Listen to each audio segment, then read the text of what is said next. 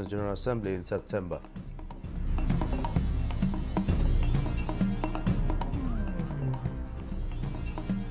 Federal government redoubles efforts at providing safer and cheaper energy in transportation sector.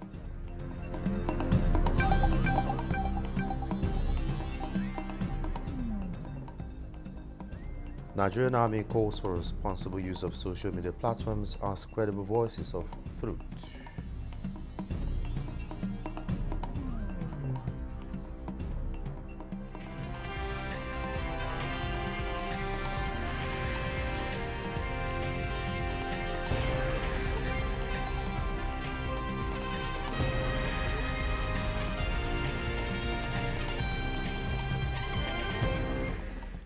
Hello and welcome to the news at 10 on Nta News24. We are live in Abuja. I am Olajide Bello. Many thanks for joining us. President Bola Tinubu has issued a directive to reduce the size of Nigeria's official delegation to the forthcoming United Nations General Assembly meetings in New York, United States. The directive was disclosed by the Chief of Staff to the President Femi Gbajabiamila on Saturday in Abuja during a one-day retreat organized by the State House Management for heads of government agencies under its supervision with the theme, Strengthening Institutional Mechanism for Effective Delivery. The Chief of Staff said the decision to streamline Nigeria's delegation to the 79th session of UNGA in September is part of the administration's commitment to ensure prudent management of resources and reduce the cost of governance. The Chief of Staff urged heads of agencies at the retreat to comply strictly, adding that the President is listening to the concerns of Nigerians and is committed to addressing them diligently. The Chief of Staff also urged the State House Management and Chief Executives of agencies under its supervision to lead by example by ensuring compliance with statutes, laws, regulations and various policies designed to enhance governance. The federal government is on course towards reducing the cost of transportation in the country. The Minister of Transportation, Saidu Ahmed Al-Khali, stated this during a working visit to an international liquefied natural gas energy conversion, transportation and safety company in Abuja. Al-Khali said the federal government is redoubling efforts at providing safer and cheaper energy in the transportation sector, which should bring down the cost of goods and services in the country, with the Metro Rail Line project is set for completion. Reduction in the cost of transportation in the entire country. You see, a journey of 1,000 miles starts with one step. Already we have a lot of CNG outlets in Abuja, and it is the desire of Mr. President to ensure that he has provided these CNG outlets in the entire country. He's going to reduce the cost of transportation by 90%. A vehicle that is filled with about 70,000 naira petrol will run with 5,000 naira gas, covering 300 kilometers. So it's a massive effort, and it is for projects and programs like this that the initiative of President Tinubu to create a special and specialized Ministry of Transportation, second Ministry of Gas, so that each of them will contribute in a different way to easing the cost of living. We need to do everything possible to support the government to bring down the cost of inflation. As the minister says earlier, logistic infrastructure is the backbone of the country progress and peace. Without logistics, we cannot make progress. So in future, as we have said, this order will play a major role, not just on CNG and LNG. We are also going all the way to the high-speed rail. The visit by the minister is aimed at providing affordable energy and safety in the transportation sector. Protecting the territorial integrity of Nigeria and promoting peaceful coexistence through responsible use of the social media platforms as credible voices of truth. Top discussions at the Nigerian Army 35th Social Media Seminar held in Minna, the Niger State capital. The seminar, which is on the instance of the Department of Civil Military Affairs of the Nigerian Army, was to bring to the fore the impact of social media on national development. Husseina Musa reports. The growing concern on the implication of widespread of fake news and other controversial content on the social media platform has the potential to either undermine or strengthen collective efforts towards a peaceful and united Nigeria. This 35th edition of the Nigeria Army Social Media Seminar with the theme Harnessing Social Media for National Security and Development therefore seeks to inculcate in the youth responsible use of platforms while also keeping them abreast of the non-kinetic efforts of the Nigeria Army. The seminar For the Department of Civil Military Affairs, Nigeria Army, this engagement is expected to foster mutual trust and cooperation for a more secure, peaceful and harmonious society. As patriotic citizens and stakeholders, we must use the power of the social media responsibly so that we could, as our national anthem stated, build a nation where in brotherhood we shall stand. As social media ambassador, your role is not just importance, it is cardinal to the security of our sovereignty states. You are at the front line in countering misinformation. Whatever you give as information about your nation is a direct representation of what people will perceive us to be outside this border. The best use of hashtags, the best use of collaborations with people in the society is what is going to improve the security level in the society. The event, which presents a vital opportunity for exchange of ideas, also underscores the criticality of social media for the promotion of national security. Imena Hussaina Musa, Nta News. Resident doctors at the University of Uyo Teaching Hospital have joined their counterparts across the country to call for the unconditional release of their colleague. Dr. Nta was abducted in Kaduna State 7 months ago. Clement Barikwi has details.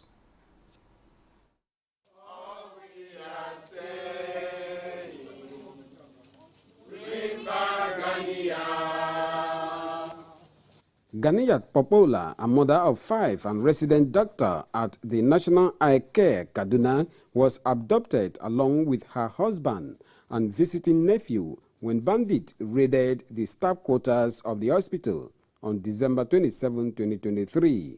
Although the husband has been released, Dr. Ganiyat and her nephew are still in captivity. Now we have been patient enough for 7 months, and she has been in the dens of these criminals, and now is the time we are saying enough is enough. We are not even sure if there is any tangible evidence that the government is currently doing to get her off the den of the kidnappers. It's not a crime to stay back in the country. The basic thing that we need for government is security.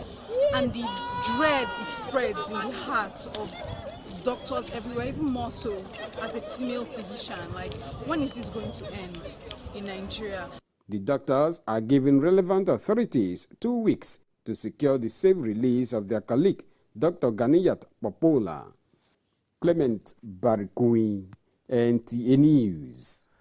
Governor Hyacinth Alia has directed security agencies in the state to intensify efforts and ensure the safe release of no fewer than 20 medical doctors that were abducted in the state.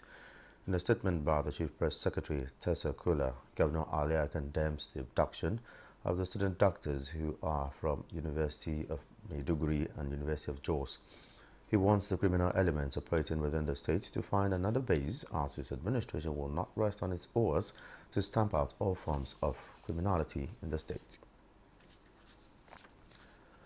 A foundation member of the All Progressives Congress APC, Osita Okechukwu, has advised President Bola Ahmed Tinubu to beware of governors and special interests before they kill his 2 progressive milestones: local government councils' financial autonomy and allocation of 450,000 barrels per day crude oil to local refineries.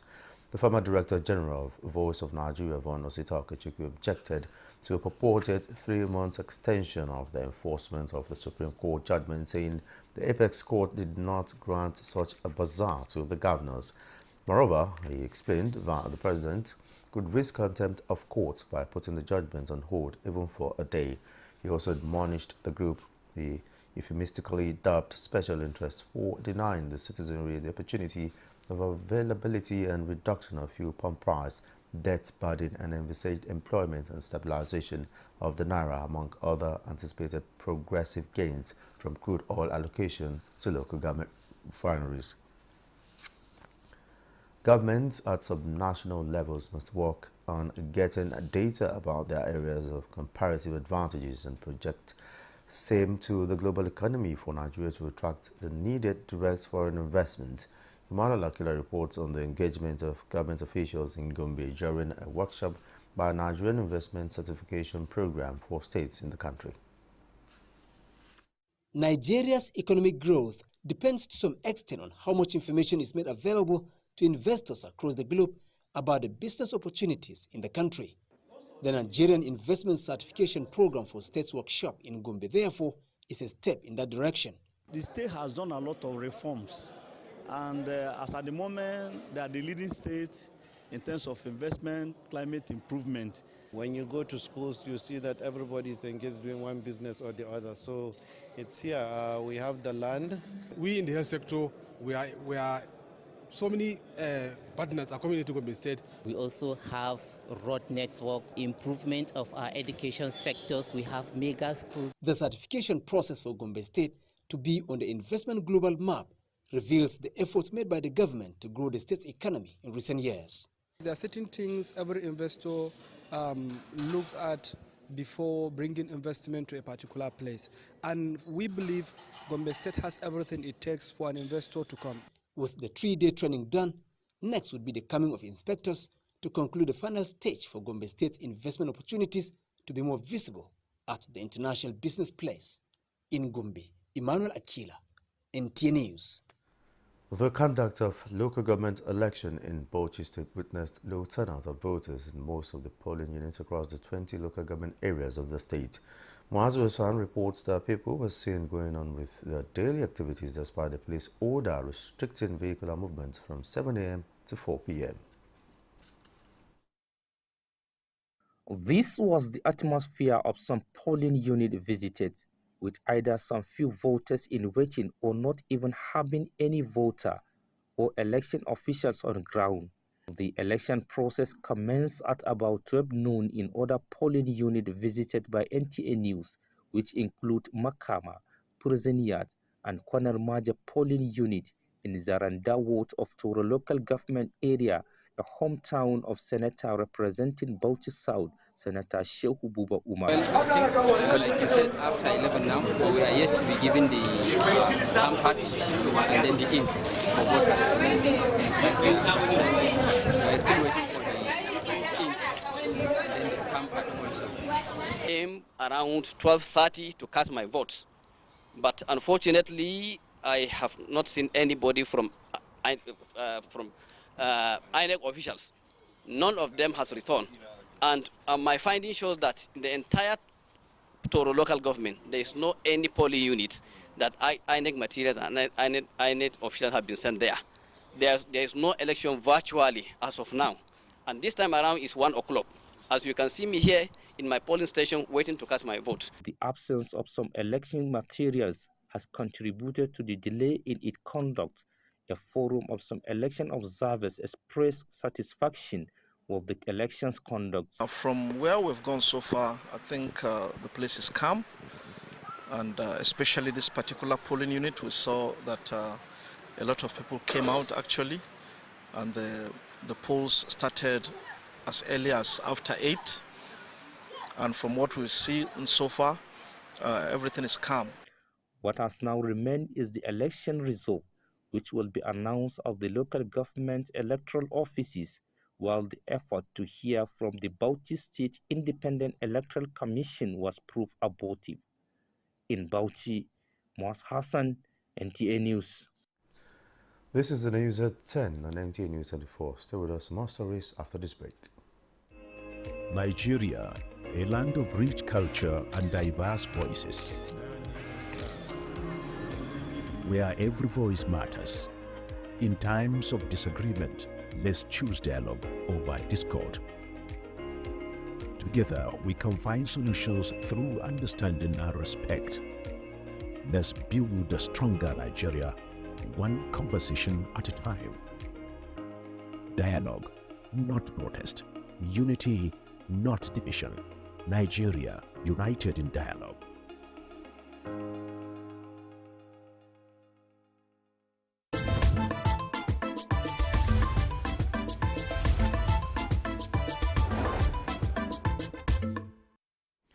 Thanks for being there. Synergies are springing up to address the challenges of the growing elderly population in Nigeria. Elizabeth Amori reports that the disability community in the Anambra State government are seeking the services of the National Senior Citizens Center to change the narratives around aging through implementable social programs. Addressing the multi-sectorial challenges associated with aging is becoming easier as concerned actors in care of the elderly are partnering the National Senior Citizens Center to improve the overall well-being of this segment of society. The disability community in Nigeria is seeking support of the center to promote equal opportunities and build the capacities of older persons with disabilities. Senior Special Assistant to the President on Special Needs and Equal Opportunities helps on the need to strengthen advocacy on inclusivity. By the time when we actualize this partnership, one, we are going to enhance inclusive program and services. Then two, we are going to improve capacity and expertise in disability support. Also, Commissioner for Special Duties, Anambra State, reiterated the position of the state government to mainstream aging for proper care. You can use the PPCP, which is the private, public, community partnership, to do this. We are now training a workforce, training and certifying caregivers, different levels. We already developed the National Occupational Standards, working with NBTE for the first time. Aging is classified now as a skill. The partnerships are to run on the National Policy on Aging for Older Persons. Elizabeth Omori, Nta News. The National Council for Arts and Culture, NCAC, is partnering MEFA Abuja to launch a network of world-class entertainment venues across Nigeria. The partnership aims to deliver 6 multifunctional venues in major cities, providing sustainable income streams for artists and fostering a vibrant performance culture. According to NCAC Director General Obiasika, the collaboration will transform Nigeria's entertainment and sport landscape by providing world-class spaces for live entertainment and sport. Asika emphasized the partnership's potential to capitalize on Nigeria's growing music market and promote the country's cultural heritage. The initiative also includes MEFA's incubation program dedicated to developing emerging artists and equipping them to maximize the benefits of their live performance careers. This pioneering partnership solidifies NCAC's commitment to advancing Nigeria's cultural heritage. Even with economic challenges, God's agenda for the people of Nigeria in these last days is to take over territories of lack and enlarge spiritually and economically. Bagum Samari reports that this hope-giving message came to the fore during the 15th National Conference of a faith-based organization, AGLO, held in Gombe. An atmosphere charged with the manifestation of divine energy to set aside all predicaments as Christian women in Gombe come together in an international interdenomination worship at the 15th AGLO conference. While the organization goes about preaching salvation and peace, there are also messages to keep hope alive. With the work of God, it has impacted in our homes. Most of our women have stable homes. We respect our husbands. We know how to stabilize our homes. Besides the spiritual awakening, is empowerment workshop. But this is a call to the body of Christ.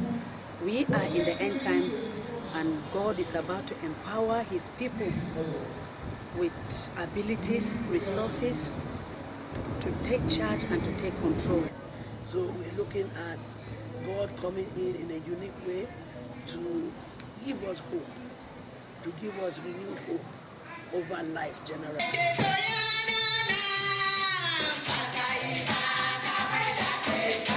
Bagum Samari. Nta News. Many houses and farmlands have been submerged by flood in Gumi local government area of Zamfara state, destroying lots of valuables. Hundreds of households are displaced by the disaster as the victims struggle to resettle. Jamilu Ibrahim reports. The flood, which occurred as a result of a heavy downpour that lasted for more than 48 hours, submerged many houses and farmlands across Gumi town, headquarters of Gumi local government area of Zamfara state, and some neighboring communities. Though the exact number of houses and farmlands affected by the disaster is yet to be ascertained, many residents describe the flood as the most devastating in recent years. Hundreds of the displaced persons are now taking shelter in the least affected neighborhood and communities. The victims continue to count their losses as they appeal for urgent intervention to cushion the effect of the disaster. I have lost my house and all other valuables therein, including the foodstuffs, to the flood. We are appealing to the state and the federal governments to urgently come to our aid.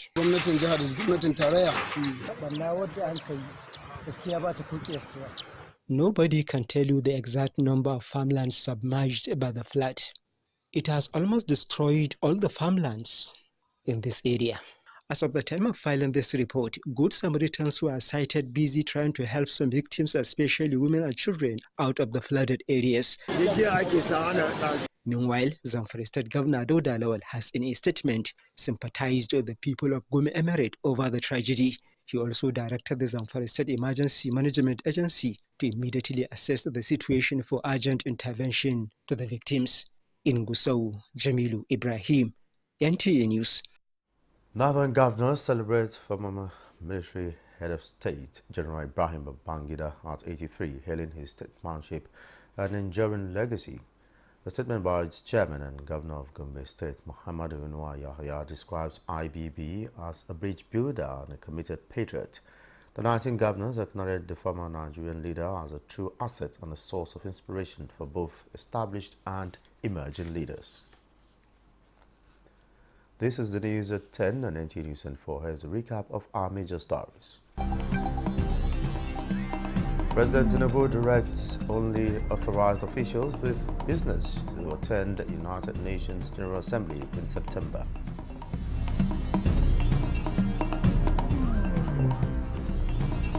Federal government redoubles efforts at providing safer and cheaper energy in the transportation sector.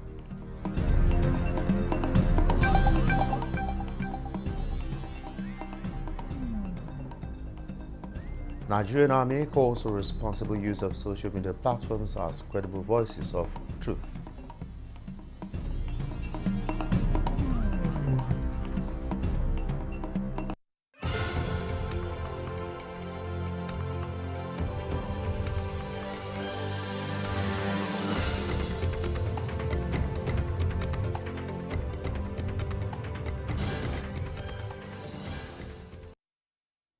And that's the news at 10 on Nta News24. Thanks for watching. I am Olajide Bello.